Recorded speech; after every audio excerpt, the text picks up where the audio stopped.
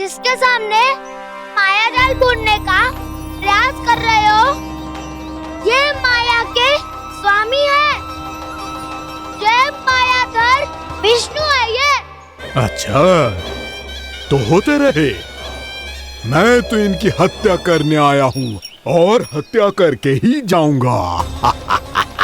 जाओ आप सखाओ को बचाओ, मैं इनका सामना कर लूंगा। पर कान्हा, अभी आप ही ने तो कहा था माया का स्वामी हूँ मैं।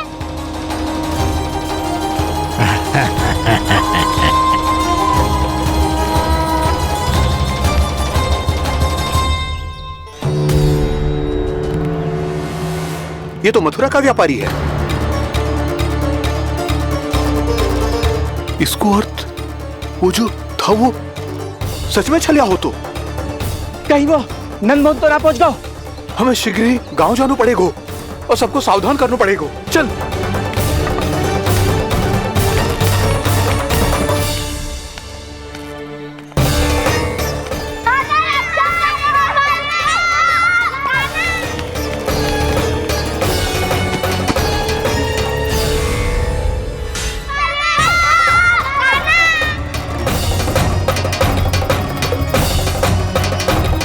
यदि तुम्हें लग रहा है कि मेरे छल के वार से बच गए हो, तो मुझसे भी बच जाओगे। ये तुम्हारी सबसे बड़ी भूल है कृष्ण। मेरे पास बहुत सारे मायावी अस्त्र हैं, जो क्षण भर में ही तुम्हें विष्णु लोक पहुंचा देंगे। तो फिर प्रतीक्षा क्यों कर रहे हो? बालक, मैं परिहास नहीं कर रहा हूँ। मुझे पता है, तभी तो कह रहा हूँ शीघ्र दिखाओ ना। मुझे तुम्हारे सारे मायावी अस्त्र देखने हैं। कैसे बालक हो तुम? मैं यहाँ खेल दिखाने नहीं आया हूँ। तो समय व्रत क्यों कर रहे हो ब्रह्मासुर? जो करने आए हो वो ही करो ना। अब देखो कैसे तुम्हारे प्राण एक ही वार में इस देह का साथ छोड़कर उड़ जाएंगे। मेरी मायावी अग्नि तुम्हारे भोले भाले से इस मुख को जलाकर भस्म कर देगी।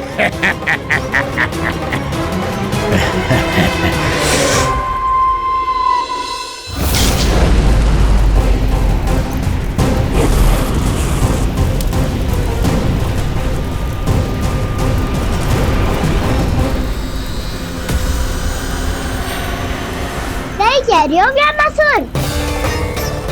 भोला भाला तो दिखता हूँ मैं। मैया भी यही कहती है।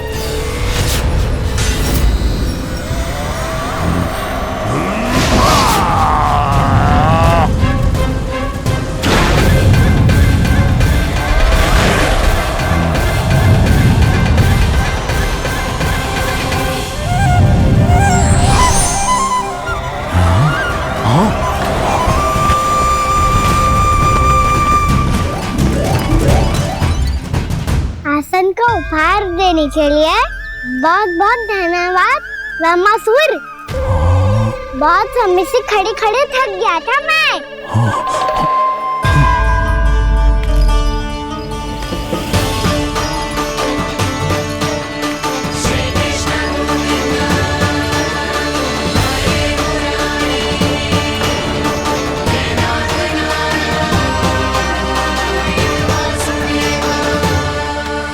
अगला अस्त्र दिखाओ ना।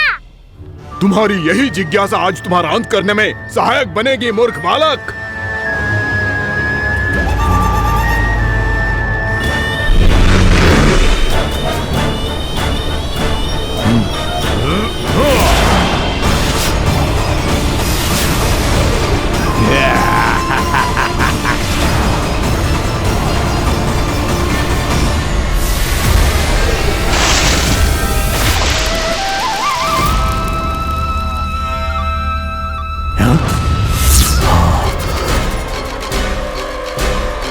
अच्छा, पर प्रक्षालन करना चाहती थे तो पहले क्यों नहीं बताया? मुस्कुराना बंद करो। तुम्हारी ये हंसी मुझे कांटों की तरह चुभ रही है। पर मैया तो कहती है कि मेरी मुस्कुराहट फूलों की तरह है।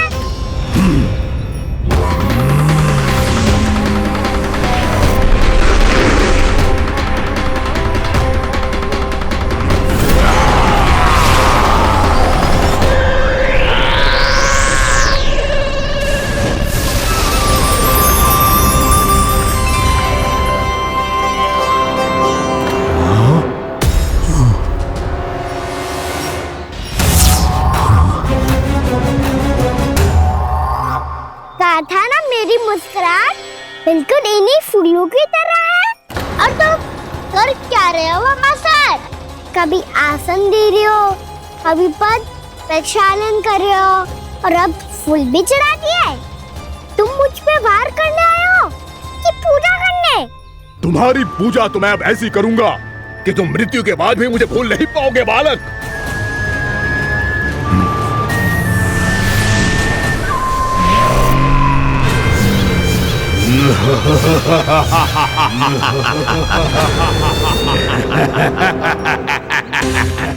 कान्हा, ये चट्टान तो मुझसे हिल ही ना रही।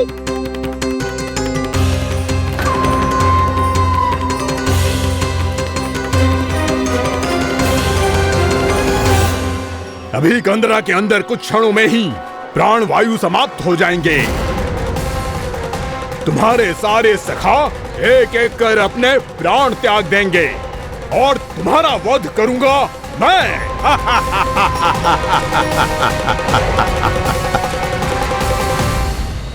अरे सब जन बच के रहना। छलिया आया हुआ है वृंदावन में। अरे छलिया आ गया है। वृंदावन में मायावी छलिया। अरे क्या हुआ? कौन छलिया? मायावी छलिया सबको छलता है वो। हाँ, कुछ भी कर सके है वो। बहुत भयानक। अरे भानु, ठहर जरा, क्या हुआ? बहुत भयानक है वो, बच के रहना सब लोग।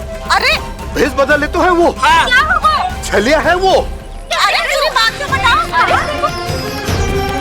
रानी भाभी, रानी भाभी, कान्हा घर पर ही है ना? ऐसे भड़बड़ा क्यों रहे हो? कोई भूत देख लियो है क्या? भूत ना भाभी, छलिया से भेंट हो गई। सच्ची का मायावी छलिया है भाभी। क्या उल्टा सीधा बोले जा रहे हो? ठीक से बताओ। अब बोलो भी। वो कान्हा के पीछे पड़ो है वो। मेरे लल्ला के पीछे? हाँ रानी भाभी, हमारे अचेत होने से पहले हमने उसे ये कहते सुना था कि वो वृंदावन आने वाला है कान्हा से मिलने। हे नारायण, मेरे कान्हा की रक्षा करना। जसोदा जी, मायावी छलिए से बचना बालकों के बस की बात ना है। जीजी, बालक वन में अकेले हैं।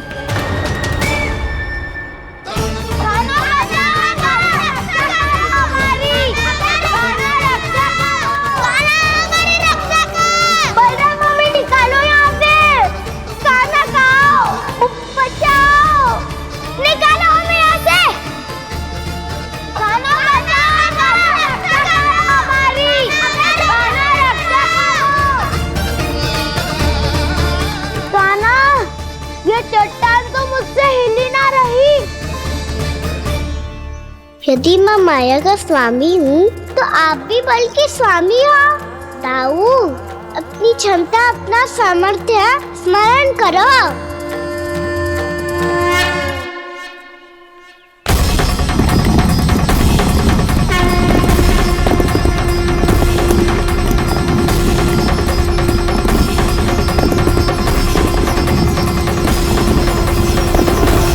इससे पहले कि वो कंदरा का द्वार खोल के तुम्हारे सखाओं को बाहर निकाले, मैं तुम्हारे प्राण ले लूंगा कृष्ण।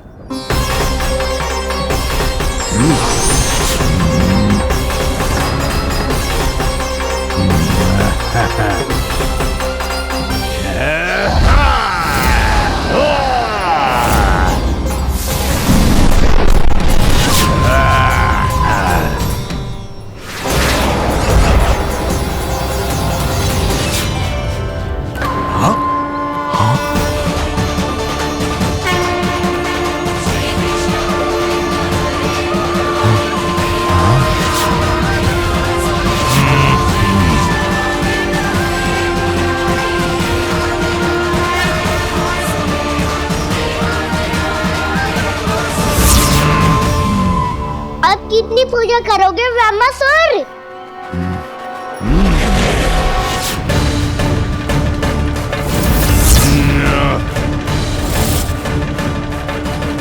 प्रभु तो खेल खिला रहे हैं इससे, और ये खेले जा रहा है विवश होकर, उनकी माया से बाध्य होकर।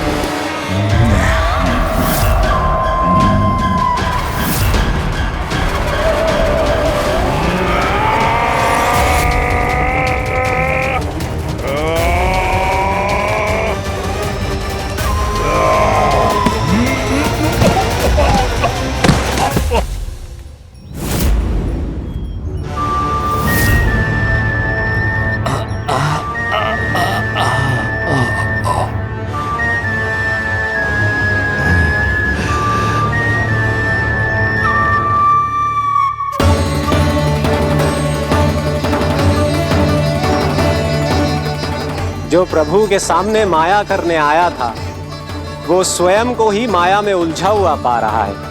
नारायण नारायण। लो, अब तो तुमने दंडवत प्रणाम भी कर लिया, माया भी कथा भी उपहार में दे दी। तुम चाहते क्या हो ब्रह्मासुर? मेरी शरण में आना है क्या?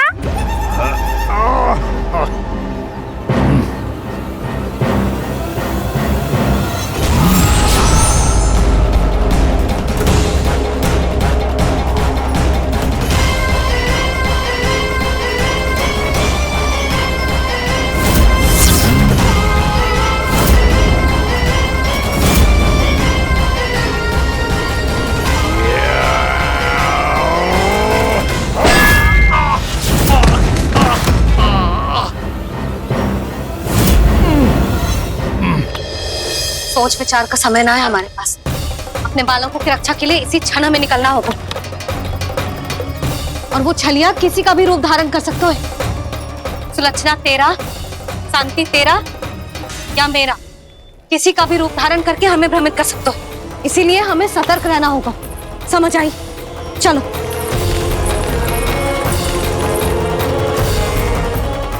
अभी भी समय है ब्रह्मासुर, समझ जाओ।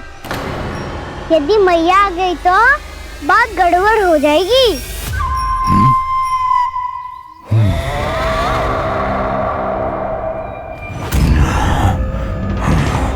मुझसे झूठ का कोई लाभ नहीं होगा। ब्रह्मासुर, स्मरण करो तुम कौन हो। मायासुर का पुत्र हूँ मैं, अपने स्वामी महाराज कंस का सेवक हूँ, और तुम्हारा हूँ मैं काल।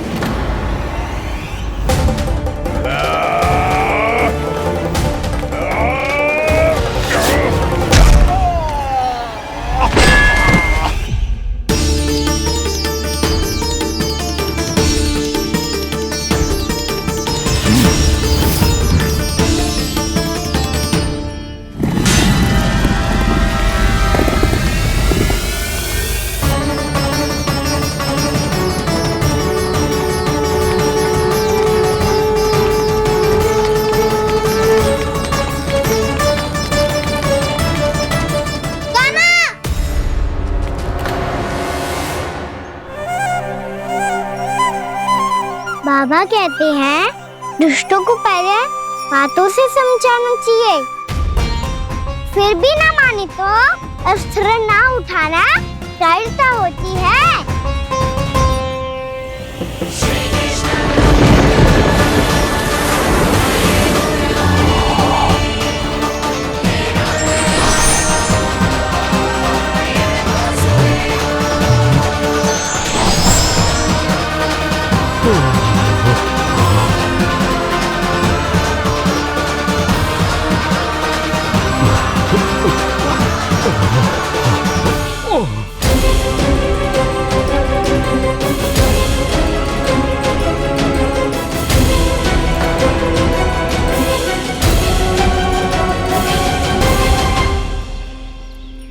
पता था मुझे अपने बाबा के स्वरूप को हानि नहीं पहुंचाओगे।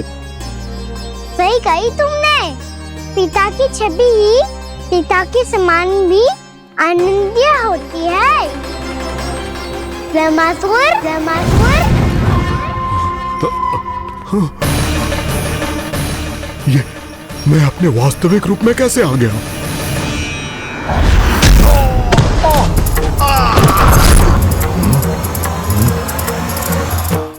मेरे बाबा का स्वरूप नहीं लेना चाहिए था तुम्हें। मैया ने सिखाया है भूल को क्षमा किया जा सकता है, पर जानबूझ के किए गए अपराध के लिए दंड ही एकमात्र निकाल होता है। ये बार बार अपनी मैया का नाम ले रहा है। यदि मैं वो स्वरूप लूं तो अपनी मैया पर वार नहीं कर पाएगा ये।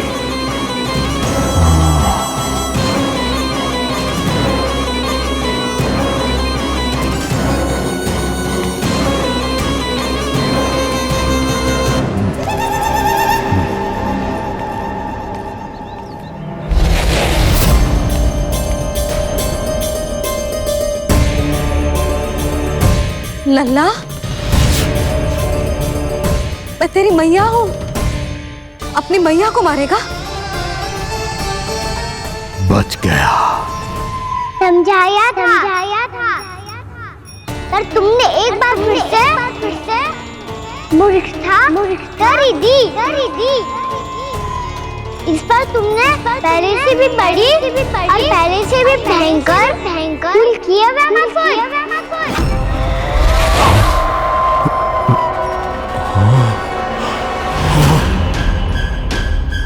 ये क्या हो रहा है मुझे? बार बार मेरा रूप क्यों बदल रहा है?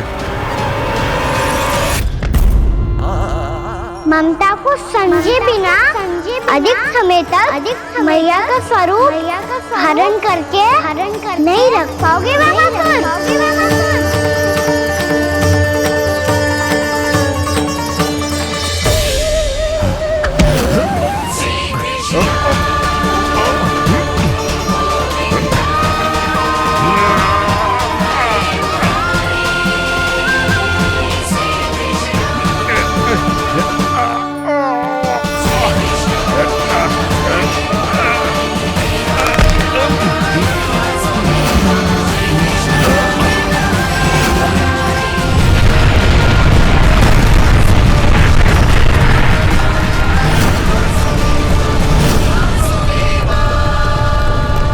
प्रभु के क्रोध से धरती भी कांपने लगी है।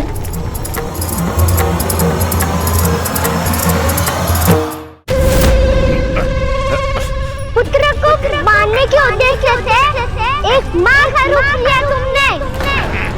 ये ममता का और मेरी मैया का घोर अपमान है ब्रह्मासुर।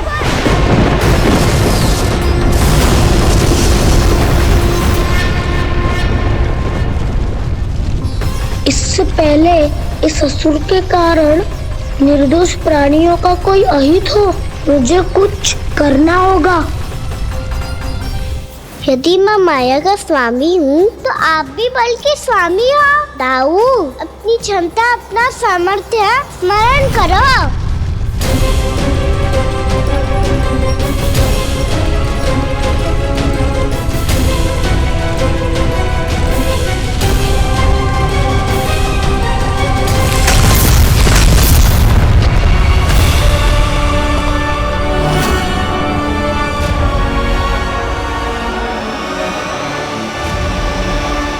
अद्भुत बलदाऊ, अद्भुत।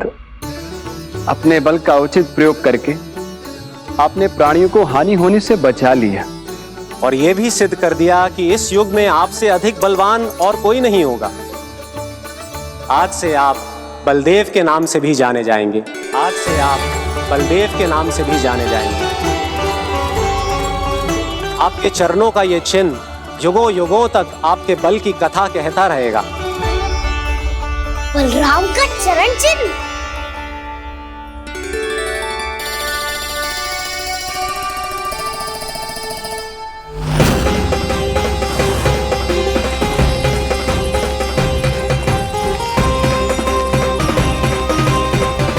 मेरी माया से आज तक कोई नहीं बच पाया है।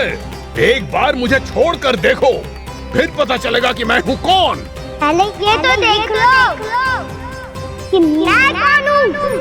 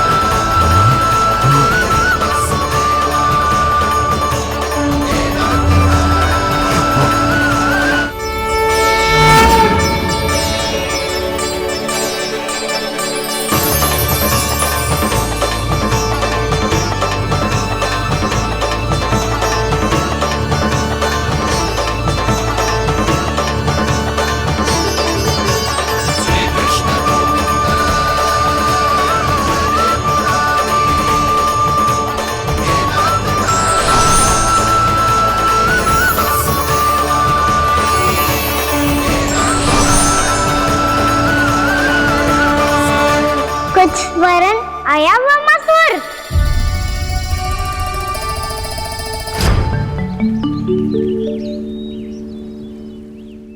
बहुत समय पहले की बात है, बहुत बड़े घुमाकर राज करते थे तुम्हें मान राजा भीमम के नाम से जाना जाता था।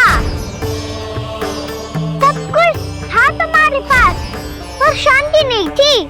इसीलिए शांति की खोज में अपना संपूर्ण राज अपने पुत्रों को सौंप कर मलय पर्वत की ओर चल दिए। अनेक वर्षों की तपस्या के बाद तुम्हारे तप की कीर्ति चारों ओर फैलने लगी और फिर सच्चे तपस्वी के रूप में तुम्हारी ख्याति से प्रभावित होकर महर्षि उलट तुमसे भेंट करने आए। राजा भीमरथ, आपने ईश्वर की प्राप्ति के लिए सब कुछ छोड़ दिया, पर अपना अभिमान नहीं छोड़ पाए। इसीलिए मेरे आगमन पर सम्मान के साथ खड़ा होना तो दूर, मेरा अभिवादन भी नहीं किया। अभिमान तपस्वी का गुण नहीं होता है राजन, अभिमान राक्षसी गुण है। इसलिए मैं आपको श्राप देता हूँ कि आप अगले जन्म में एक राक्षस के रूप में जन्म लेंगे, एक राक्षस के रूप में जन्म लेंगे। मुझे क्षमा कर दीजिए महर्षि, मैंने जानबूझकर आपका अपमान नहीं किया है। मैं तो यहाँ पर शांति की खोज में आया था। अपने भीतर के संसार में गहरे सोच विचार में डूबा हुआ था मैं। मुझे क्षमा कर दीजिए महर्षि, मुझे क्षमा कर दीजिए। अपनी भूल का आभास प्रायश्चित की ओर पहला पग होता है। मैं अपना श्राप तो वापस नहीं ले सकता, परंतु आपको एक वचन अवश्य दे सकता हूँ। जब भी प्रभु नारायण का अवतार होगा, आपको उचित समय पे वो वरदान देंगे जिसकी आप लंबे समय से प्रतीक्षा कर रहे हैं।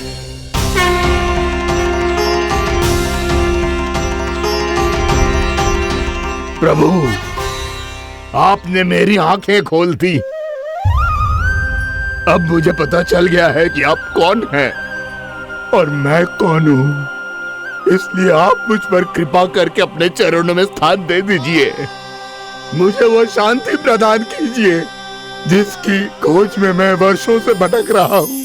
शांति तो मोक्ष में ही है, इसीलिए मैं तुम्हें मोक्ष का वरदान देता हूँ।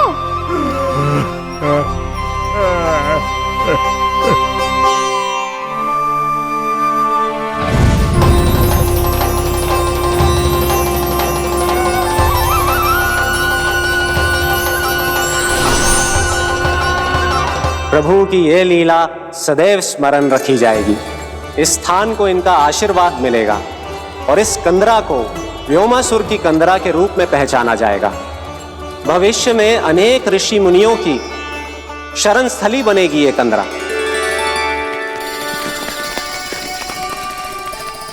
ये कोई साधारण बालक ना है। ऐसा चमत्कार कोई साधारण बालक थोड़ी ना कर सकते हो।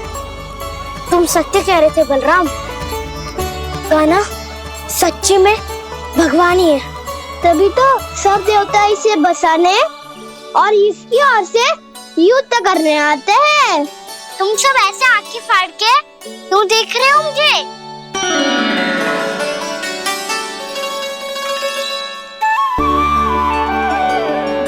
बलराम, तुम बलवान हो और कान्हा भगवान है।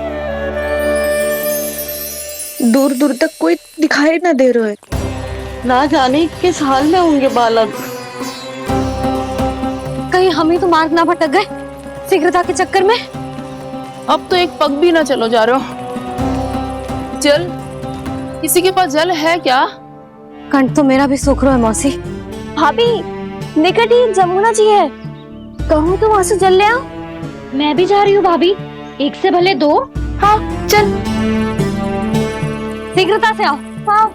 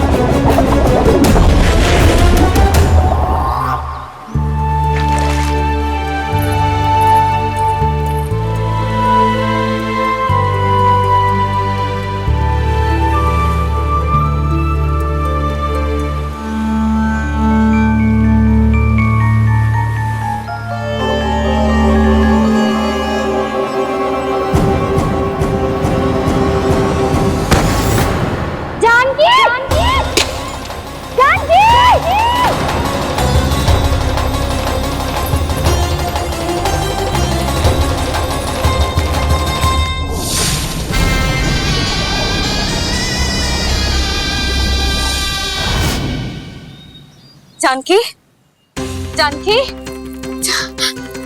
क्या होगा इसे? देखो ना जी, अब छलिया की सूचना मिलते ही हम सब बालकों को ढूंढने चली गई और ढूंढते ढूंढते सबको बहुत प्यास लगी आई जी।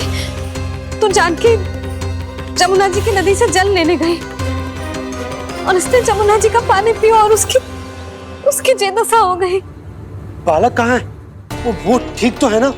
ऊपर ऊपर से सब ठीक है पर भीतर से बहुत भयभीत है सब। जानकी तो बिल्कुल नीली पड़ गई है। लग तो है विष फैल गया है इसका पूरे तन में। मथुरा के सर्वश्रेष्ठ विदेह जी को बुलाया गया है उसके उपचार के लिए। जैसे ही इसने जल को मुंह से लगाया, ये गिर पड़ी। चटपटाने का अवसर भी ना मिलो। हाँ वैद्य जी, और निकटी मृत पशु भी पड़े हुए थे। हाँ, मैंने भी अस्थियां देखी थी। इसका तो यही अर्थ हो सकता है कि समस्या वहाँ के जल में ही हो। वैद्य जी, आप रोगी की नाड़ी पे ध्यान दो ना। जे गोपिया क्या कह रही है उसे सुनने की आवश्यकता ना है। जब तक विष के कारण का पता नहीं चल जाता, हम उपचार कैसे कर सकते हैं रानी जी? जी, वो निकट ही यमुना जी में एक विशेष क्षेत्र है। ये सब उसी के जल की बात कर रहे हैं। तब तो ऐसा भी हो सकता है कि किसी विषैले सर्प के काटने का प्रभाव हो। पर सर्प के काटने का चिन्ह ना है उसके तन पे। सर्प जब काटता है तब उसके दांत के चिन्ह बन जाते हैं। मुझे पता है, बड़े बड़े सर्प को काटते हुए देखो है मैंने। एक दिन अब बात कर उज्जवल, ये बड़ी बड़ी हाँकने का समय ना है। पर यदि सर्प ने ना काटा है, फिर जानकी की ये दशा किसने की? अवश्य किसी राक्षस ने की होगी। नाना, कोई विषैला पशु भी तो हो सकता है। यह अवश्य किसी महाविषैले सर्प के विष से हुआ है। सर्प ने भले ना काटा हो, लेकिन यह अवश्य ही किसी महाविषैले सर्प के विष के कारण हुआ है। कालिया नाग। कालिया नाग?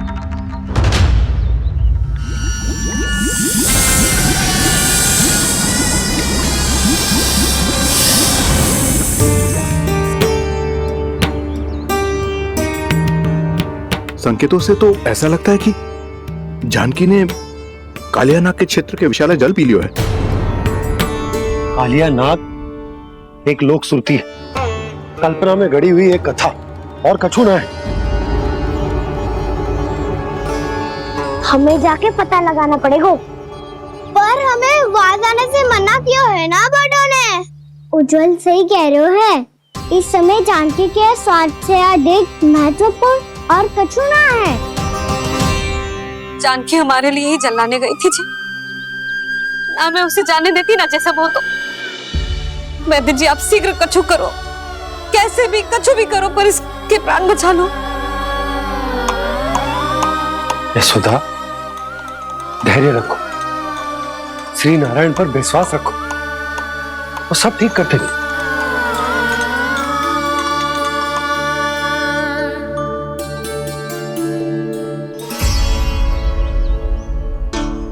विष की काट की मेरे पास जितनी जड़ी बूटी थी मैंने सब अर्क बना के पिला दी, पर इसकी दशा में अभी तक कोई सुधार नहीं दिख रहा है।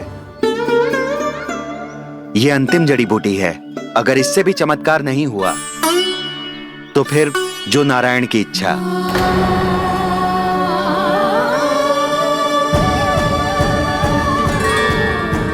पर कोई तो उपाय होगा जानकी को बचाने का। कान्हा, यदि तुझे किसी औषधि के बारे में पता है हमें बता दे, हम जाके ले आएंगे।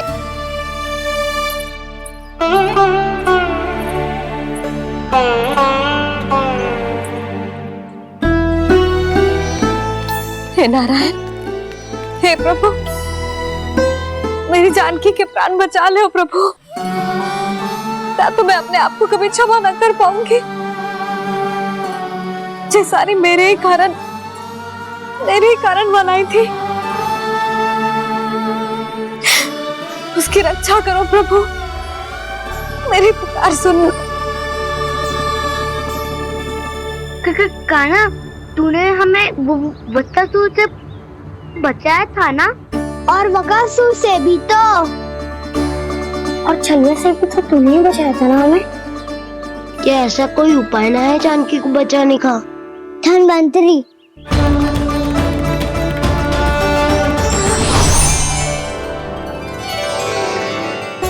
मैं आ गया हूं प्रभु, चिंता मत कीजिए,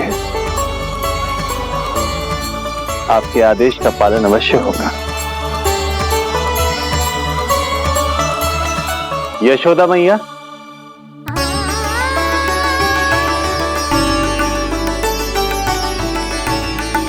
मैया आपको कोई पुकार रहा है।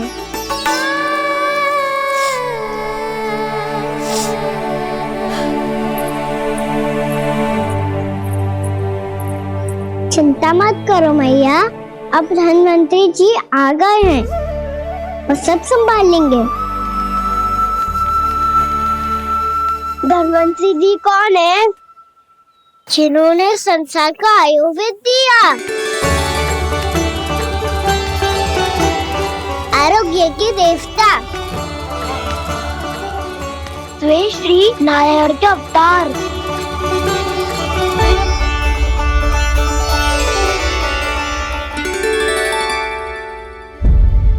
मुझे पता चला है कि आपको वेद की आवश्यकता है।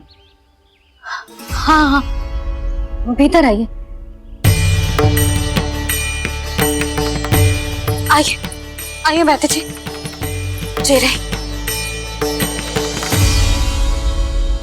मथुरा का सर्वश्रेष्ठ वैद्य अर्थात मैं यहाँ आ चुका हूँ और रोगी को जितनी औषधि की आवश्यकता थी सब दे चुका हूँ। निश्चित रूप से आपने विष की काट के लिए बहुत ही उत्तम अर्क तैयार किया है, इसीलिए किसी और वैद्य की आवश्यकता नहीं है। किंतु आप अकेले कितना कुछ करेंगे वैद्यराज, मुझे अपना सहायक ही बना लीजिए। पर जो करना था मैं पहले ही कर चुका हूँ। हाँ, वो तो आप कर चुके हैं, बस रोगी के तन से विष निकालना शेष है ना वैद्यराज? हाँ हाँ, बस वही शेष है। इनके रक्त को विष रहित करने में मैं आपकी सहायता करूंगा। पहले ये संजीवनी मानी जाने वाली इन लाल फूलों की बूटी को भी घिसना है ना?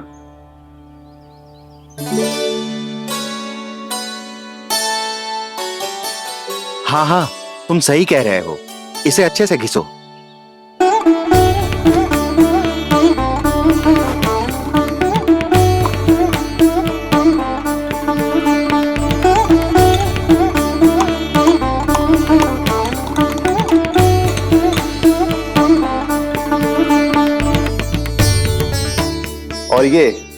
नीले फूलों को भी तो मिलाना है ना।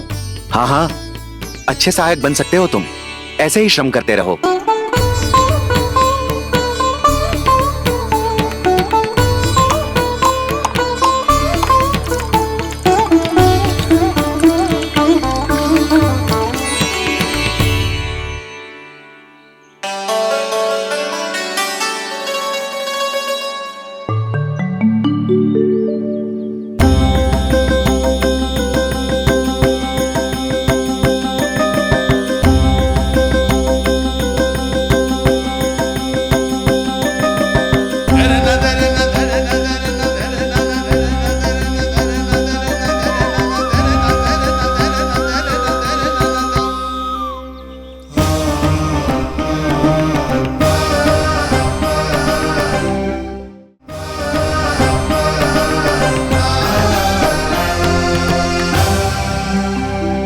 जानकी स्वस्थ तो हो जाएगी ना धन्वंतरी जी? धन्वंतरी? प्रभु, अब मैं क्या करूं? आपने तो स्वयं ही मेरी पहचान उजागर कर दी। जी क्या करो कान्हा? आप सब ऐसे क्यों देख रहे हो? मैया कहती है ना, सभी वेद धन्वंतरी जी का ही रूप होते हैं। वाह कृष्णा, चतुर तो हो तुम। वैसे वास्तविक धन्वंतरी मैं हूँ। मेरा अर्थ है वास्तविक वैद्य मैं हूँ। ये तो मेरा सहायक है, मुझे पूरा विश्वास है बिल्कुल ठीक हो जाएगी। वैसे ही थोड़े ना मुझे मथुरा का सर्वश्रेष्ठ वैद्य कहते हैं लोग।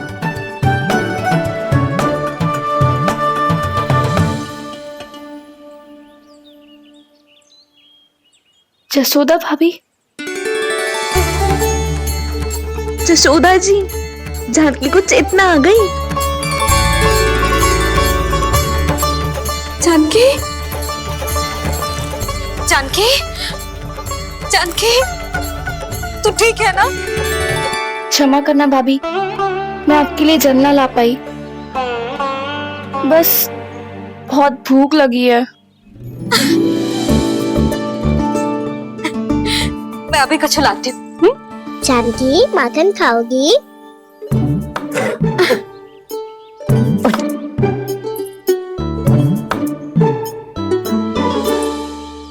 आजा, तू ही खिला दे लल्ला।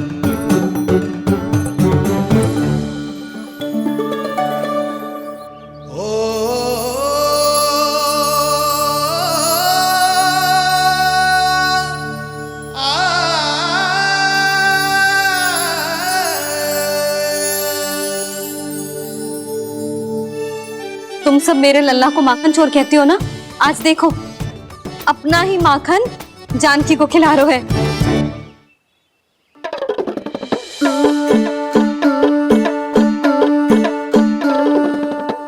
थोड़ा और विश्राम कर लो।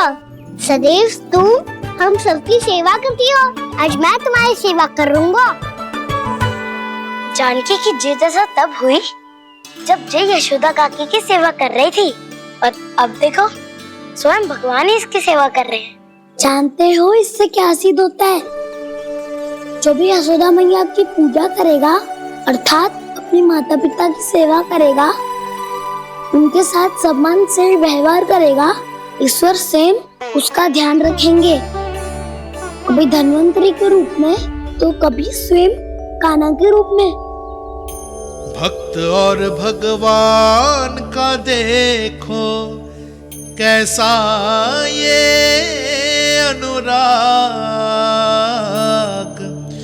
स्वयं करे सेवा प्रभु, अद्भुत गोपी का भाग्य।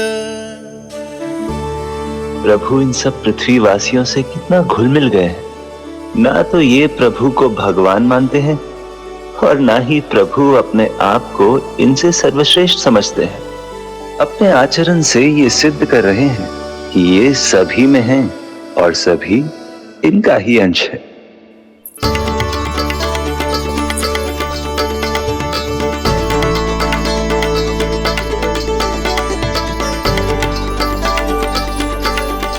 प्रभु, अब मुझे जाने की आज्ञा दीजिए।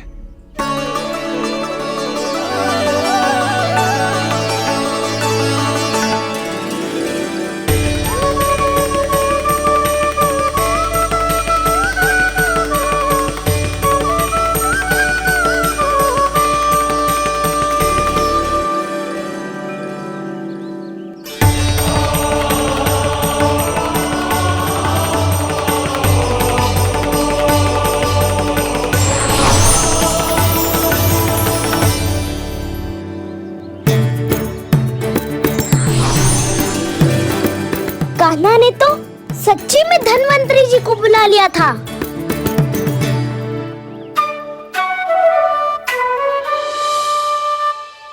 जब से कान्हा का जन्म हुआ है ना, मैं तब से देख रही हूँ, तब से हम पे कोई भी संकट आती है ना, तो अचानक से कोई अपरिचित हमारी सहायता करने आ जाता है, और जाते समय कान्हा की आज्ञा लेके जाते है, और कभी कभी तो इसे प्रभु बोल के जाते है। बाबा संभालो।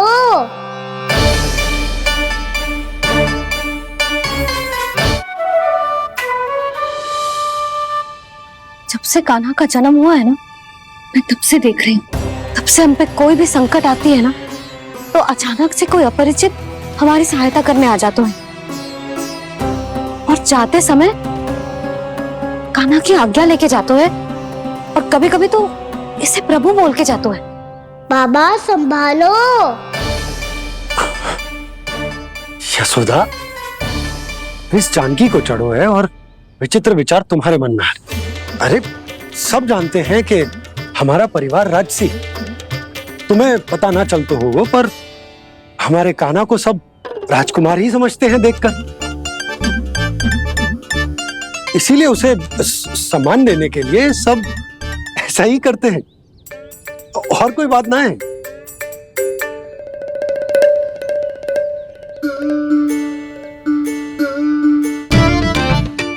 अब जे मेरे लल्ला को ऐसे क्यों घूर रहे हैं? बुरी दृष्टि लगाएंगे क्या?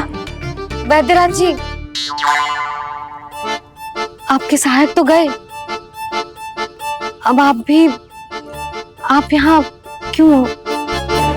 वो क्या है ना, मैं अपने रोगी का निरीक्षण करके पूरी तरह से संतुष्ट होकर ही जाता हूँ।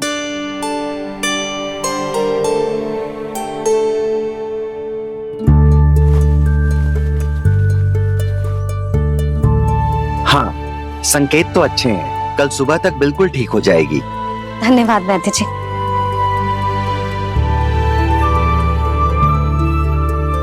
बस तो फिर हम कल पकड़न पकड़ाई खेलेंगे जानकी।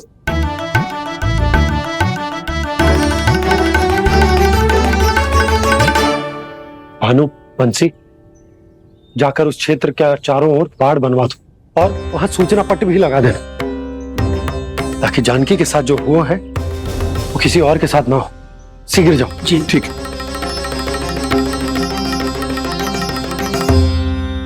बाड़ और सूचना पट लगवाने से समस्या का समाधान नहीं होगा बाबा।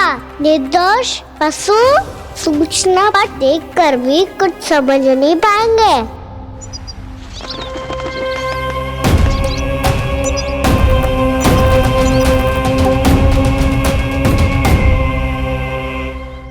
तो तुम्हारे कहने का अर्थ यह है कि व्योमासुर मारा जा चुका है, और वो बालक अब भी जीवित है।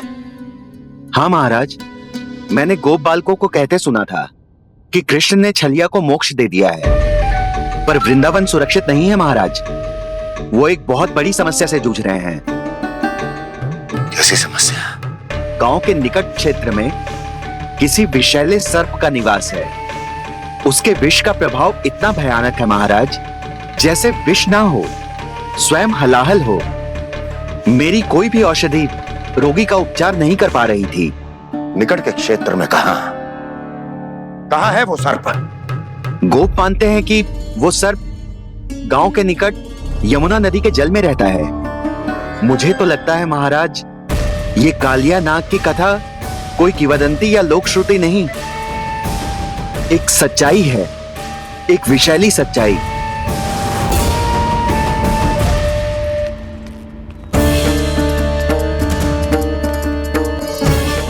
कालिया का सामना करने का समय आ गया है, पर उससे पहले मुझे बुलाना होगा उन्हें।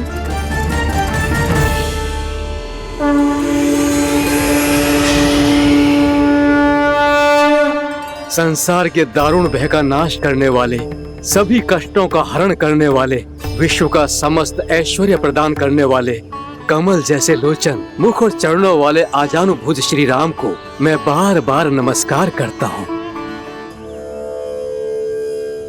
आपदामपहर्तारं दातारं सर्व संपदां लोकाभिरामं श्री रामं भूयो भूयो नमाम्यहम्।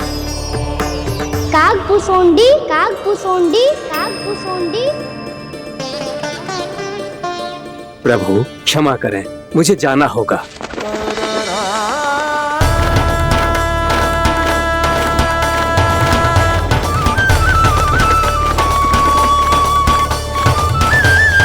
प्रणाम प्रभु। अनेक बार मैं आपके दर्शनों के लिए आया प्रभु। कभी नंद भवन के झरोखों से आपके दर्शन करके चला जाता था, तो कभी दूर किसी वृक्ष की आड़ से आपको निहार लिया करता था। आज आपने स्वयं मुझे बुलाकर धन्य कर दिया प्रभु।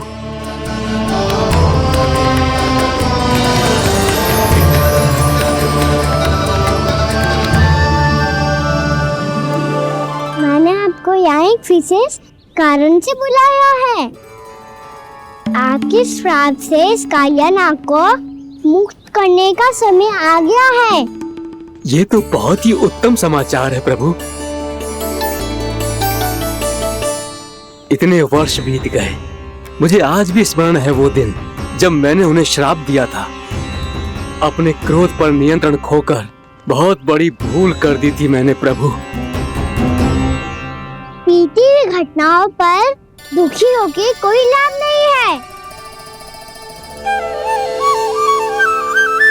हमें भविष्य की ओर देखना होगा।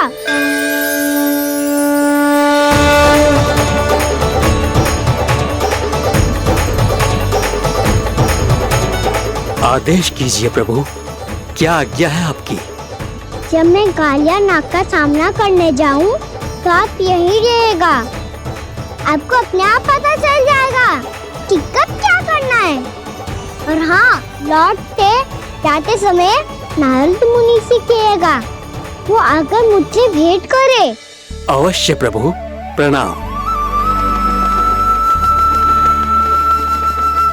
क्या इसने सच्ची में देवर्षि नारद को बुलाया है? नारायण नारायण। आपको संदेश भेजने की आवश्यकता नहीं थी। आप स्मरण करते और मैं चला आता। तुम्हारा कल्याण हो नारद।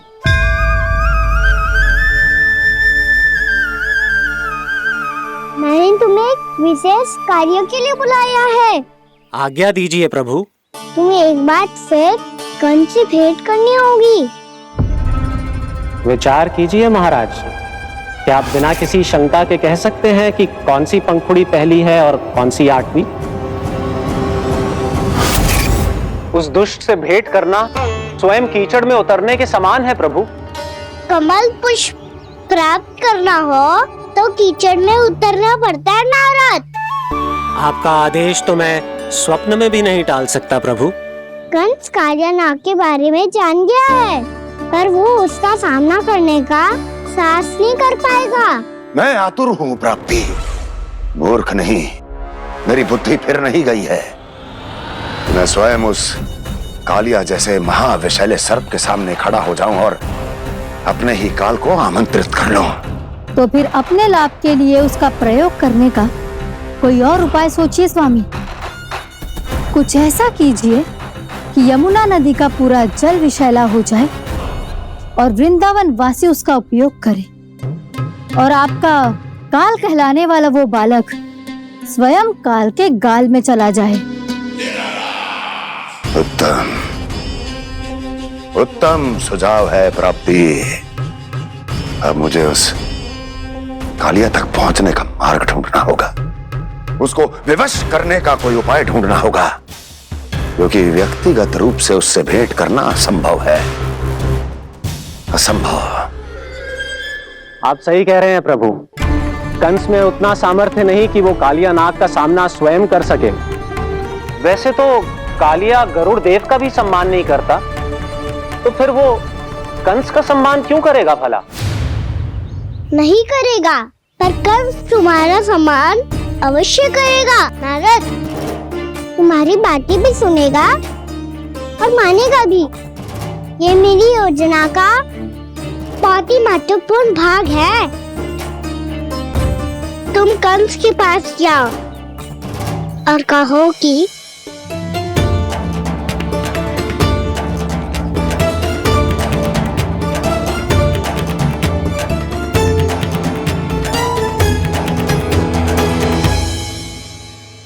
संतान अपने माता पिता को तीर्थ का सौभाग्य दिलाती, और मेरा लल्ला कितना महान कि उसने हमारे घर को ही तीर्थ बना दिया। ऐसा तीर्थ जहां मेरी आंखों के सामने भक्त और भगवान का मिलन हो रहा है। जो आज्ञा प्रभु।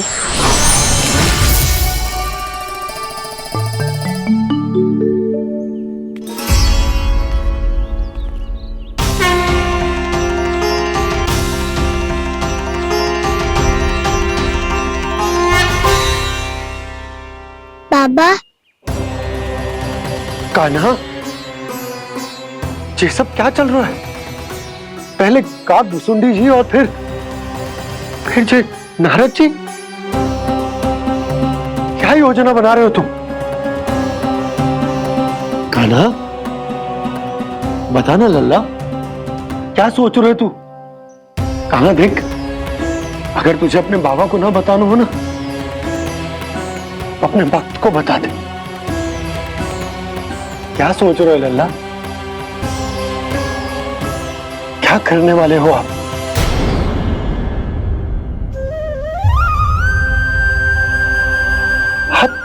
आप इतने दुखी क्यों हो? कान्हा, कान्हा, क्या होगा? क्योंकि मुझे आभास हो गया है बाबा, समय आने वाला है। कौन सा समय आने वाला है लल्ला? शीघ्र ही सब कुछ बदलने वाला है। भैया को मेरा सत्य पता चल जाएगा बाबा।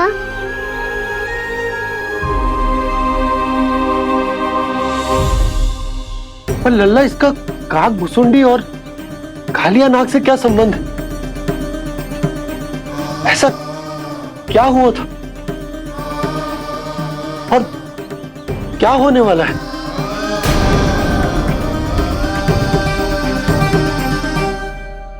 जो होने वाला है बाबा, उसका संबंध उससे है जो सैकड़ों वर्ष पहले हुआ था। महर्षि भृगु के एक वंशज थे वेद शिरोमणि, जो विंध्याचल की पहाड़ियों में साधना कर रहे थे। तभी वहाँ अश्वशिरा नाम के एक दूसरे मुनि आमंत्रण के बिना ही आ गए। कितना सुंदर और शांतिपूर्ण आश्रम है। यहाँ प्रभु की साधना करने में बहुत आनंद आएगा। शीघ्र ही अश्वशिरा मुनि उपस्थिति के कारण होने वाले व्यवधान से बाध्य होकर वेद शिरा मुनि ने अपनी आंखें खोली। कौन हो तुम और यहाँ क्या कर रहे हो? आपके आश्रम में बहुत शांति है मुनिवर। साधना करने के लिए बहुत ही उत्तम स्थान है ये। मैं चाहता हूँ कि मैं भी यहाँ। आप यहाँ साधना करना चाहते हैं, लेकिन इतना भी नहीं जानते कि किसी के आश्रम में प्रवेश करने से पहले उसकी आज्ञा लेनी चाहिए। आप ये भी नहीं जानते कि यदि कोई यज्ञ कर रहा हो तो बिना अनुमति के वहाँ प्रवेश करने से उसकी यज्ञ साधना भंग हो सकती है। आप क्या साधना करेंगे मुनि? आप तो साधना के योग्य ही नहीं हैं। इतना अपमान! एक मुनि के मुख से इतने कड़वे शब्द शोभा नहीं देते। मैं तुम्हें श्राप देता हूँ, जितनी विषैली तुम्हारी जिह्वा है उतने ही विषैले सर्प बन जाओ तुम। और ऐसा सर्प जो सांस भी ले तो निकट का वातावरण दूषित हो जाए। तुम्हारे इस दुस्साहस के लिए मैं तुम्हें श्राप देता हूँ कि तुम अभी इसी क्षण कौवा बन जाओ, और ऐसा कौवा जो कांव कांव करके अनर्गल प्रलाप करता रहे।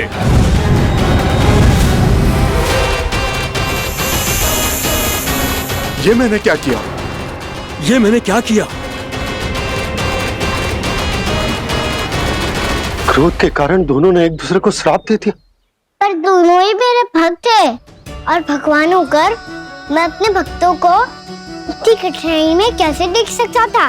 इसीलिए जिस संकट में उन दोनों ने अपने आप को फंसा लिया था, उसका समाधान करने में मैं उनके पास गया।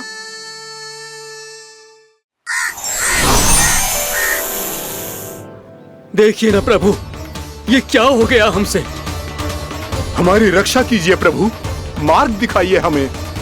क्रोध पर नियंत्रण ना होने के कारण आप दोनों ने एक दूसरे को बहुत ही भीषण संकट में डाल दिया है। आप दोनों ही तपस्वी, तप के बल से दिए गए आपके श्राप को लौटाना भी संभव नहीं है। प्रभु कोई तो उपाय होगा, हम आपके शरण में हैं प्रभु। अपराध तो हमसे हुआ है प्रभु, पर अब आपसे ही आशा है। कुछ ऐसा कीजिए भक्त वत्सल, जिससे हम दोनों के श्राप का प्रभाव कुछ कम हो जाए। आप दोनों ही मेरे भक्त हैं, इसलिए आपकी पीड़ा का निवारण करने का एक उपाय है मेरे पास। वेद शिरामुनि, जब आप कालिया नाग बनेंगे तो आपको मेरे चरणों को अपने शीश पर धारण करने का सौभाग्य मिलेगा। और अश्र शिरामुनि, आप काग योनि होने के बाद भी आप श्रेष्ठतम ज्ञान और सर्वाधिक यौगिक सिद्धियों के स्वामी होंगे और प्रवचन दिया करेंगे। इसके बाद अश्वशिरा मुनि काक भुसुंडी बन गए, जिन्होंने आगे चलकर सेम गरुड़ देव को रामायण सुनाई। और मुनि वेदशिरा महर्षि कश्यप और देवी कैत्रियों के पुत्र कालिया नाग बनकर जल में। और अब वही कालिया नाग जमराज में, जिनके कारण जानकी के प्राण लगभग चले ही गए थे। अब कालिया नाग को उचित स्थान पर भेजने का समय आ गया है बाबा। पर ये तो अच्छी बात है कान्हा, वेदशिरा मुनि को दिया हुआ तुम्हारा वचन भी पूरा हो जाएगा, जमुना जी की शुद्धि भी हो जाएगी। इस सब के बाद भी तुम दुखी क्यों हो? क्योंकि इसके बाद मैया के सामने मेरा रहस्य खुल जाएगा बाबा। उन्हें पता चल जाएगा कि उनका बालक कोई साधारण बालक ना है। भविष्य में जो होने वाला है उसे सबके सामने घटने से रोकना मेरे लिए भी संभव ना होगा। मैया को सब पता चल जाएगा। क्या पता चल जाएगा रे मुझे?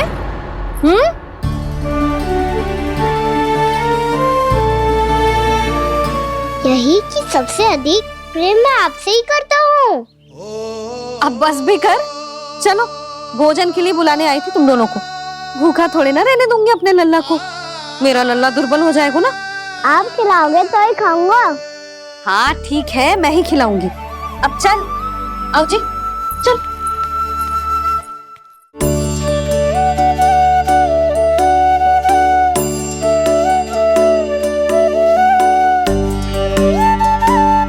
मैया खेलो ना मेरे साथ। मैया सुनो ना, मेरी बात ना मानोगी? अभी बहुत कार्य पड़े लल्ला, देख जानकी को औषधि भी देने जानो है ना।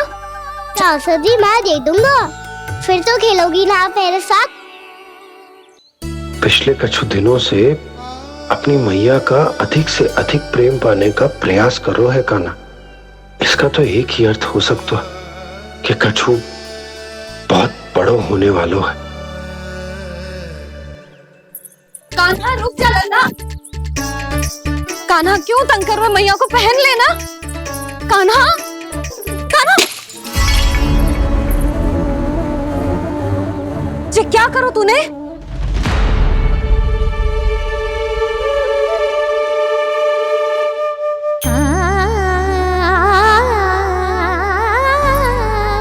अच्छा ठीक है, अब मुंह लटकाने की आवश्यकता ना है।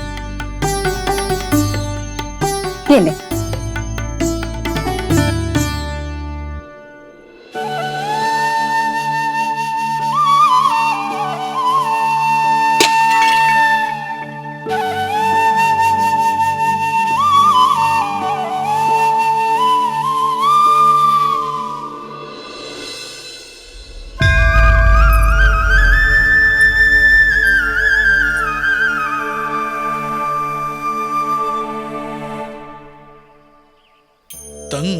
करे मैया को खिजाए, खेले रूठे मनाए,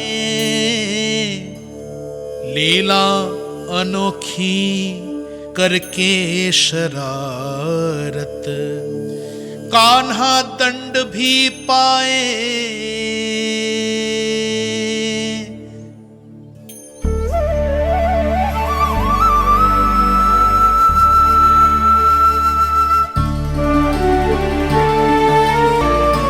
रूठना मनाना, खेलना खिलाना, पहले शरारत करके क्रोध दिलाना और फिर क्षमा मांग लेना, ये सब जानबूझकर कर रहे हो कान्हा। जैसे जीवन भर के लिए अपनी मैया की ममता को अपने हृदय में समेट कर रखना चाहते हो। कैसे कैसे करूं उस कालिया से मित्रता, कैसे करूं उसका उपयोग?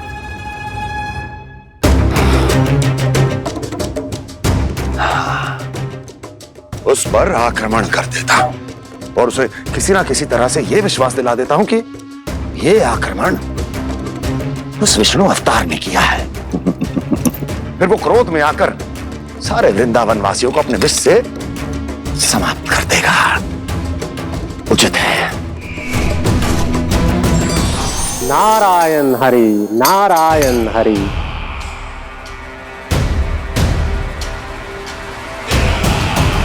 प्रणाम देवर्षि। किस योजना में कितना लाभ है और कितनी हानि, यह आंकलन करते करते थक गए होंगे मथुरा नरेश। देवर्षि, आज मेरा ध्यान कैसे आ गया आपको? आप तो सदैव ही मेरे ध्यान में रहते हैं महाराज कंस। सत्य तो यह है कि मथुरा में जो भी हो रहा है मुझसे छिपा हुआ नहीं है। मैं जानता हूं कि आप किसी भी असुर को वृंदावन क्यों ना भेजें, और वो असुर कितना भी शक्तिशाली क्यों ना हो, कृष्ण का सामना नहीं कर पाता। या तो पराजय स्वीकार करके आपके पास लौट आता है, या तो फिर वीर गति को प्राप्त हो जाता है।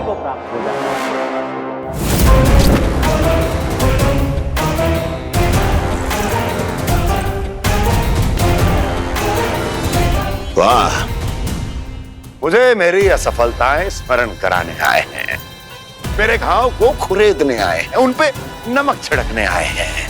मित्र को शत्रु समझने की भूल मत कीजिए महाराज कंस।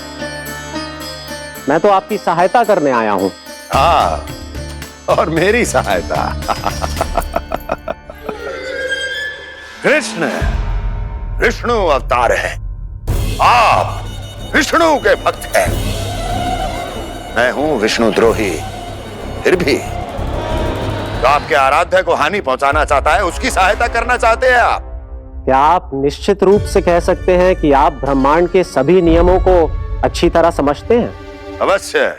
आपके लिए बस इतना ही जानना पर्याप्त होगा कि मैं जो कुछ भी कर रहा हूं उसके लिए मेरे व्यक्तिगत कारण हैं। मैं तो बस आपके हित में पिछली बार की तरह एक सुझाव लेके आया था, पर यदि आप मेरा सुझाव सुनना भी नहीं चाहते तो आपकी इच्छा। नारायण हरि, नारायण हरि।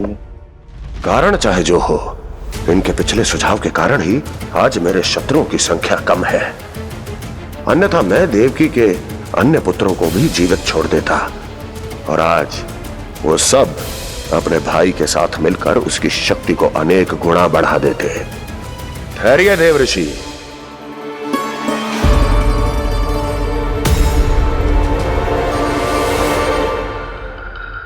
बताइए क्या सुझाव है आपके पास?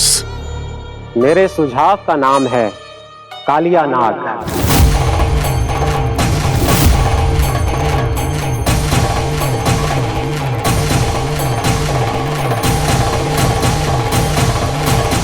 उसके विषय में मैं जानता हूं देवर्षि।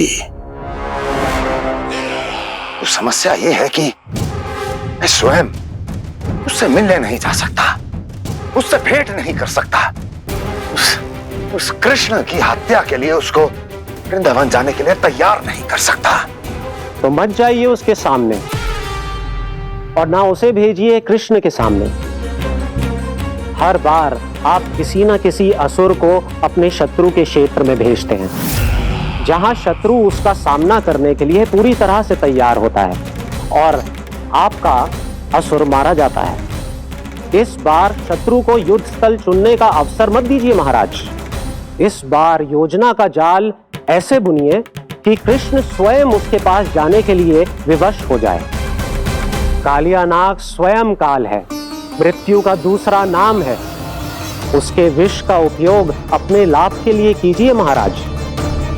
वैसे कालिया के विष की अधिकता का अनुमान तो होगा ही आपको।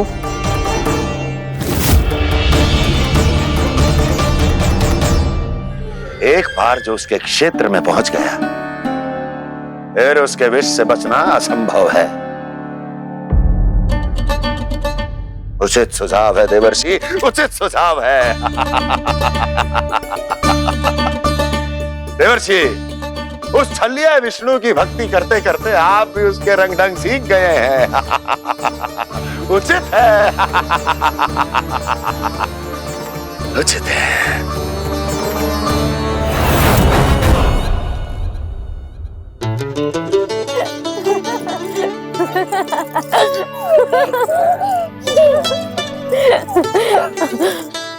बस बस, बहुत आनंद ले लियो लल्ला। बस अब दूध पी ले। ठहर ठहर, गर्म है। जी ले। ले।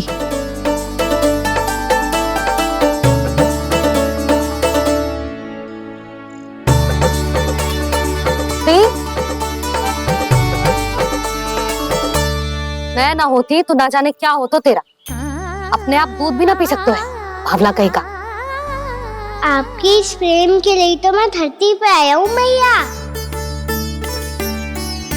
मैं भी यही सोच रहा हूँ यशोदा कि तुम ना होती तो मेरा क्या होता।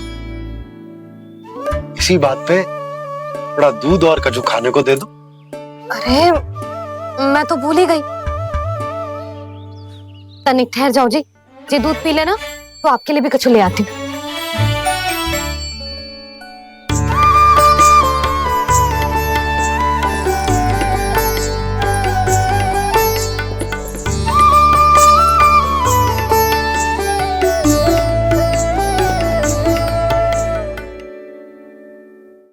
प्रणाम महाराज।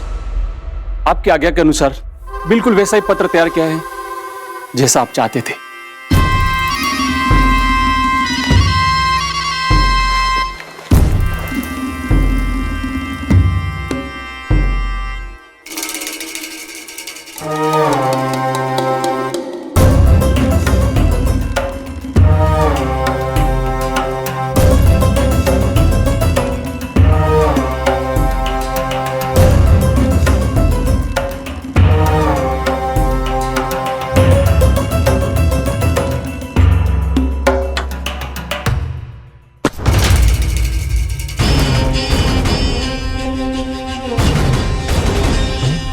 कृष्ण जन्म से लेकर आज तक ये मेरी सबसे महत्वपूर्ण योजना है। इसका सफल होना निश्चित है दूत, किंतु केवल वही करना जैसा मैंने कहा है। जाओ।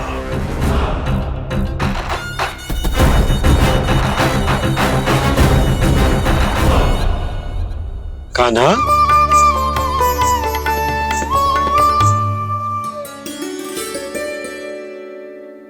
क्या होगा?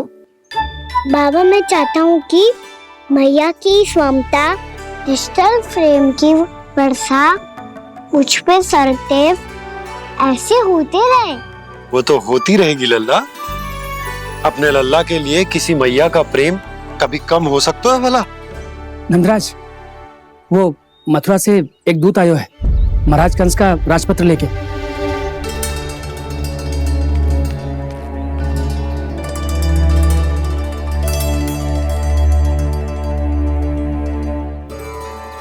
कान्हा अब क्या करने वाला है?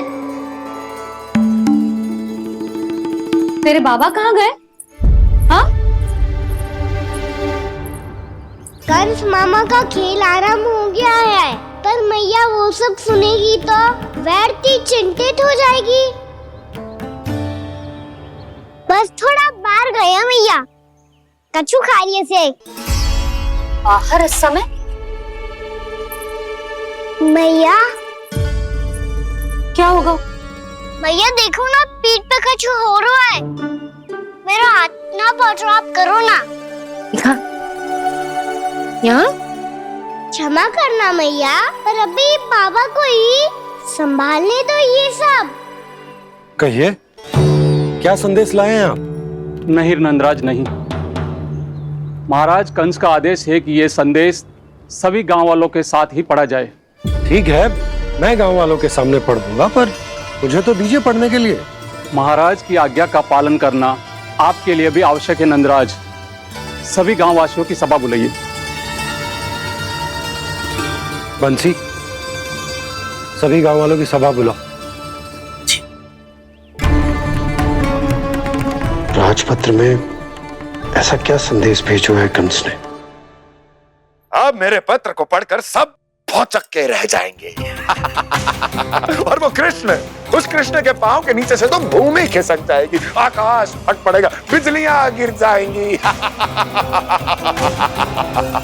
प्राप्ति, ओ प्राप्ति, कंस का पुत्र स्वयं को बहुत अधिक शक्तिशाली समझता है ना वो।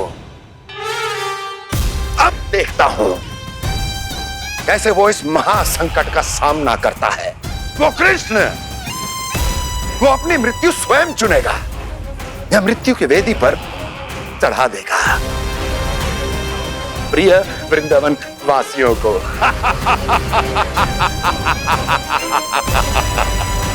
अब आएगा आनंद प्राप्ति, अब आएगा आनंद। सबको इकट्ठा करवा के ही पढ़वाएगो। अवश्य ही कोई विशेष संदेश दिया होगा कंस ने। मैं भी यही सोच रही हूँ सुलक्षणा जी, कछु ना कछु तो विशेष है, पर जे हो क्या सकता है?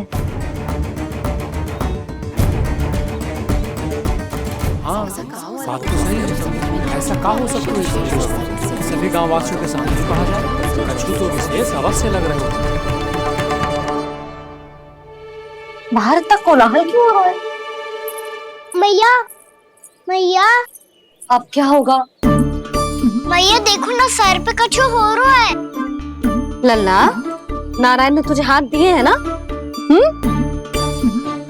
पीठ की बात अन्य थी, अपने सिर की सेवा स्वयं कर। सर पे तो हाथ पहुंच रहा है ना?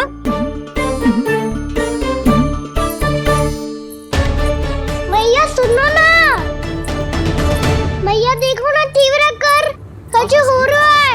मैया देखो ना, तीव्र कछु हो रहा है।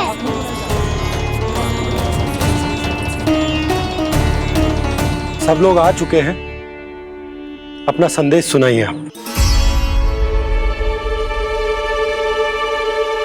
गोपराज नंद और सभी वृंदावन वासियों को सूचित किया जाता है कि मथुरा अधिपति और आप सभी के महाराज कंस ने कल सुबह भव्य पूजा का आयोजन किया है। इसके लिए राज्य को वृंदावन के क्षेत्र के निकट यमुना नदी के मध्य में खिलने वाले 1 कोटि कमल के पुष्पों की आवश्यकता है। इसीलिए आप सभी को यह आदेश दिया जाता है कि ये सभी कमल के पुष्प प्रथम पहर से पहले राजसभा में पहुंचा दिए जाए। तो सारे वो भी प्रथम पहर से पहले कैसे हो सकते हैं?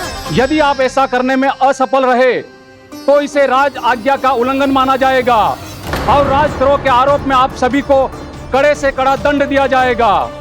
स्मरण रहे, यदि कल की पूजा में इन 1 कोटि कमल के पुष्पों का ना पहुंचने के कारण कोई व्यवधान आया तो समस्त वृंदावन वासियों को दोषी माना जाएगा और पूरे गांव को निवासियों सहित धूल में मिला दिया जाएगा।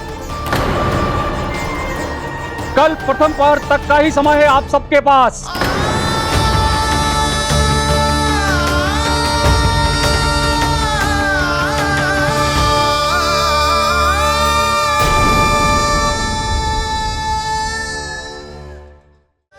एक कोटि कमल पुष्प, वो भी कल प्रथम प्रहर में? ऐसे कैसे संभव है? और कोई साधारण पुष्प ना, यमुना नदी के मध्य खिलने वाले विशेष कमल के फूल चाहिए उन्हें।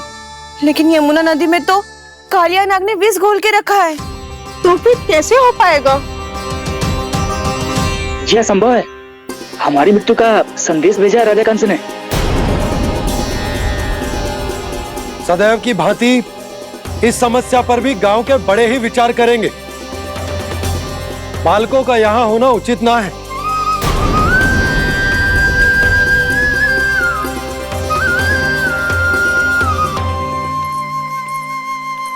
लल्ला ले, जे गेंद ले, जा अपने सखाओं के साथ खेल। सुबल उज्जवल मधुमंगल वसंता, देखो मैया ने क्या दिया है। चलो खेले, बहुत आनंद आएगा आज।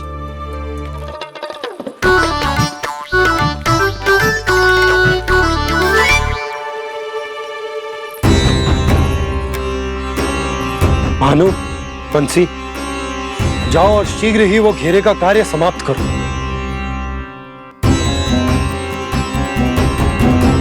पर कछु ना कछु तो करना पड़ेगा ना। पर हम कर ही क्या सकते हैं? पुष्प लाने को और कोई उपाय है भी तो ना। मैं चला जाऊंगा जमुना जी में। वैसे भी मेरे जीवन के कितने दिन शेष बचे हैं। गांव के लिए, समाज के लिए कुछ करके मरूं, तभी तो शांति मिलेगी। ना काका, यदि आप उस विषैले जल में छलांग लगा भी दोगे, किंतु 1 कोटि कमल पुष्प एकत्रित कर पाना आपके लिए संभव ना है। इससे अच्छा है कि मैं चला जाऊं। यदि मैं मर भी गया तो मेरे पीछे रोने वाला कोई ना है। किसी को कहीं जाने की आवश्यकता ना है।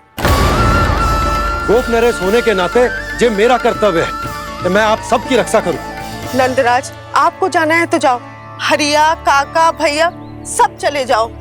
लेकिन आपको पता है वहाँ का जल कितना विषैला है। आप लोग एक क्षण भी जीवित नहीं रह पाओगे। फिर कैसे इकट्ठा करेंगे 1 कोटि कमल पुष्प? आप बात तो सही कह रही हैं शांति। उस दुष्ट कंस ने ऐसी मांग रख के हम सबको फंसा दिया। हम में से कोई भी क्यों ना चला जाए और इस संकट का समाधान ना निकले को। कान्हा, बताना कौन सा खेल खेले? गेंद पकड़ खेलते हैं। पर एक बात सुन लो सब, कोई भी तीव्र गति से ना फेंकेगा गेंद को। भैया ने फ्रेम बनाई है मेरे लिए। सब तैयार हो? हाँ।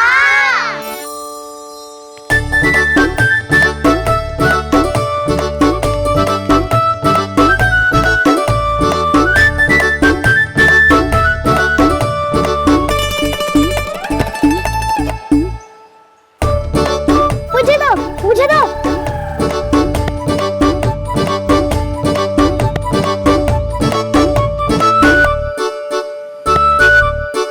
मुझे दो, मुझे दो।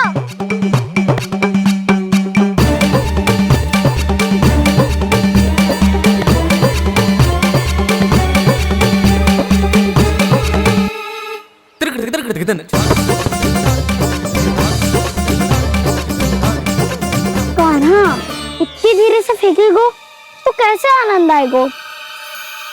थोड़ा बल लगा के फेंक।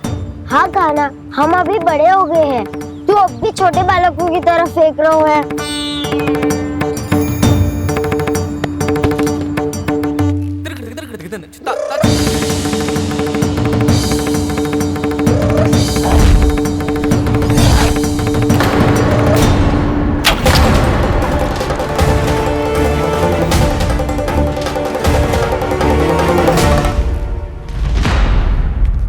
दीदी जी क्या करो कान्हा? गेंद तो डूब गई।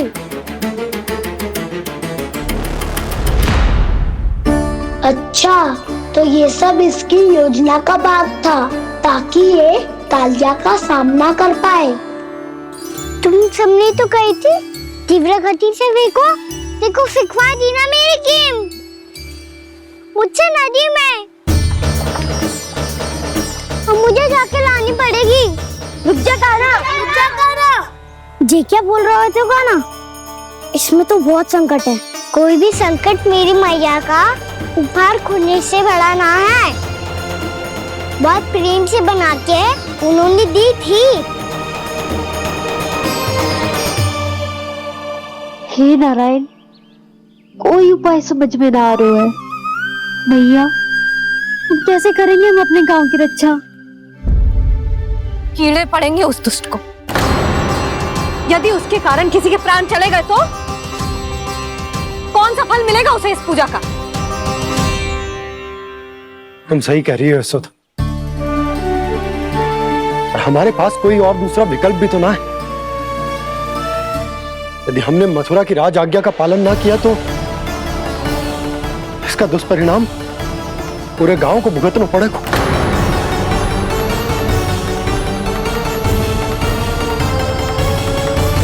पाना, तुम्हें पता है कि तू भगवान है, दिव्य है, बहुत शक्ति है तुझ में। पर फिर भी हम तुझे विषैले जल में ना जाने दे सकते। कुछ होगा तो तुम सब इतनी हट कर रहे हो तो ठीक है, ना जाऊंगा। गेंद कहाँ गिरी है, कितनी दूर गई है, ये तो देख लूं। आके उसे बाहर निकालने का कोई उपाय ढूंढ पाओ।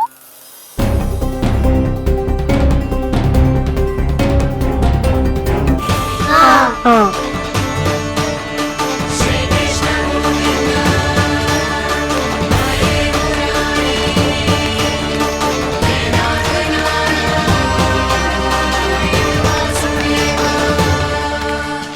कान्हा की ये लीला तो समझ ही नहीं आ रही। पहले इसने देवश्री नारद को मथुरा जाकर कंस को भगाने के लिए कहा, फिर स्वयं ही दुखी भी हो गया कि अब इसका रहस्य सबके सामने खुल जाएगा। और अभी स्वयं ही तो इसने कहा था कि गेंद बहुत महत्वपूर्ण है, फिर स्वयं ही उसे नदी के विषैले जल में फेंक दिया।